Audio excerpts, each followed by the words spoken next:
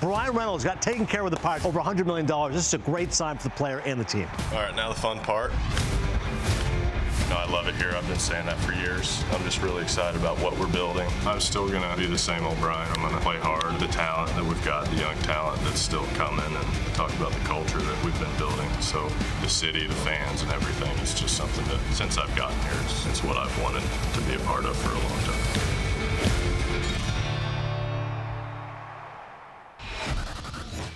Bryan Reynolds is part of the fold in Pittsburgh for a very long time. Ben Cherington, the GM of the Pittsburgh Pirates, joining me now. And Ben, thanks so much for being with us. We really appreciate it. Bryan Reynolds is the longest and or certainly the biggest contract in franchise history. Why did this make the most sense for you guys? Well, it's just I mentioned it yesterday. He's a player we trust. Trust in so many ways. Trust him because of what he's done on the field. Trust him because of the choices he makes on and off the field. Trust him because we know how hard he works to continue to get better. And so that's a player we want to have not just in Pittsburgh for a long time, but be a core of what we're building. And most importantly, he just kept bringing everyone back to the table. He wanted to give us every chance to make this happen, and we knew it wasn't going to be easy, but he kept bringing everyone back to the table, and we're thrilled that we got it done. Yeah, you mentioned that he kept bringing it back to the table, and I want to ask you a bit about that, because if you look at the fact that it might seem like a triumph for Pittsburgh, because he had previously requested a trade, but he also didn't really want to leave. So this is a big deal for this club. How much does that mean to you that there were several opportunities to make this right? Yeah, I think that's right, and you know what we kept hearing from Bryan over time, and this has been, you know, we've had these conversations at sort of different points really over 3 years. A little bit more focused over the last few months, and there were, you know, as with every negotiation, there are more difficult times in negotiations and better times, and we lived through all that. But what we kept hearing from him was a real desire to be here, and so that kept us motivated, kept everyone motivated to try to keep working to get something done, because it was worth it. It was worth the effort to see if we could. Of course, you can never guarantee these things. There are times in every negotiation where you're not sure it's going to happen. But we're so excited we were able to get there, and it was great to see him out in left field last night. And ownership was very involved in these negotiations. Am I right with that, Ben, that they were seemingly very engaged? Yeah, I mean, for sure. Bob has been so supportive of everything we've done. We went through a difficult path, obviously, the last couple of years. But really supportive of everything we're recommending and the ways we're trying to get better. And this was just another example of that. It's important that Bob has that relationship with players, certainly our most important players. Certainly Bryan's one of those. So that relationship and his involvement was really critical. This is a commitment. It's not a one-way commitment. It's a two-way commitment, and you want to feel like, and from Bryan's perspective, you want to feel like you're joined, you know, from the very highest levels of the organization. So that relationship became really important. Yes, it's a win-win. Okay, and this comes right after you guys extended manager Derek Shelton. Why is he the right man for Pittsburgh? Well, it was really clear to me coming into spring training, just watching how he's grown and how our team's grown, the work he's done to help us get better. Sometimes when your win-loss record is where we have been the last couple of years, it's harder to see that. But I have the advantage of seeing all the work that happens behind the scenes, all the things that he's doing to help us get better all the time. Saw that through the offseason coming into spring training. It was just clear to me that he's the right person to be here in this job. And I don't think the contract was really much, it was on either of our minds that much in spring training, but it just felt like let's take care of this. It's one less thing to be thinking about going into the season. Took a few days to get it done, but we're, you know, really thrilled, and you know, I love working with Derek, love working with his staff, and hope we're working together for a long time. And Ben, your commitment to Derek has already shown dividends, because you guys are off to a tremendous start, winning already 17 of the 25 games that you've played, one of the best starts in franchise history. How are you getting it done? It's really been a team effort. I mean, you could feel it when we moved from spring training to the regular season.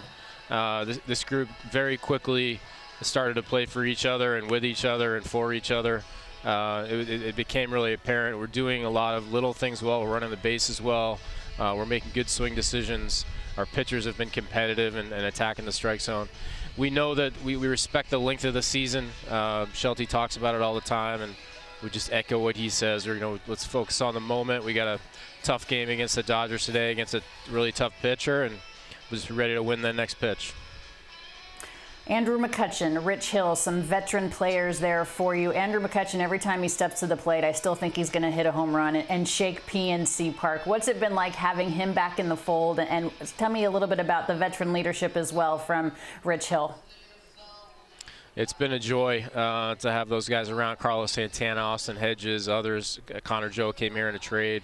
Been a big part of it.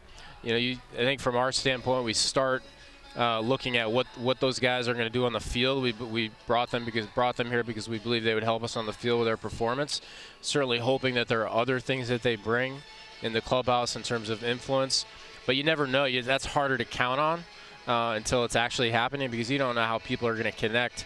But it's been a lot of fun to be around to see how our young players have responded to that more experienced group.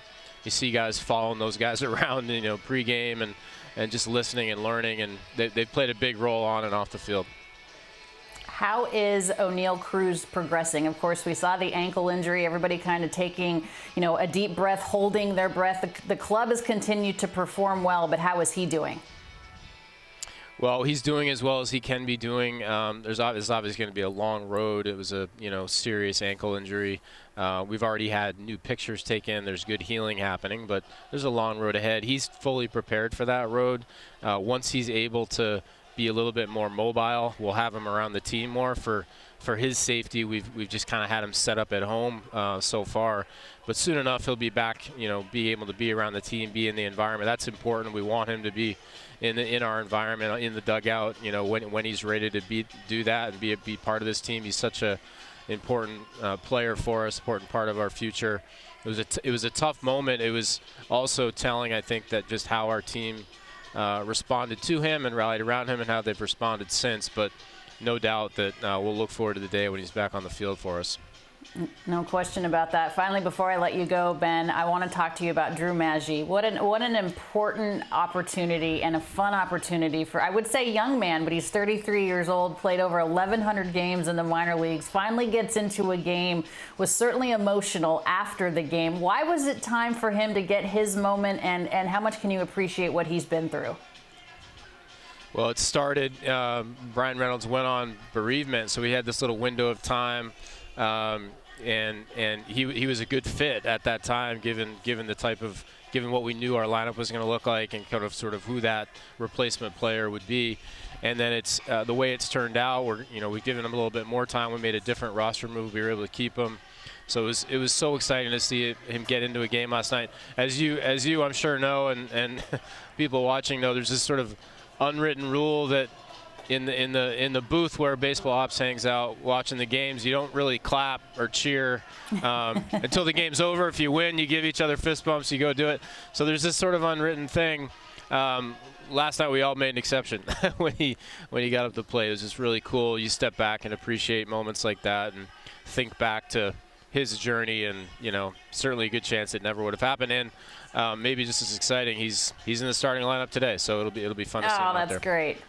Oh, I'm so excited to see that. I was like, please get him a start, please. And you're making that happen today. Ben Cherington, you guys are off to such a great start. We appreciate it. PNC Park is my favorite park in all of the bigs. So congratulations on the accomplishment so far. And we look forward to talking to you again soon.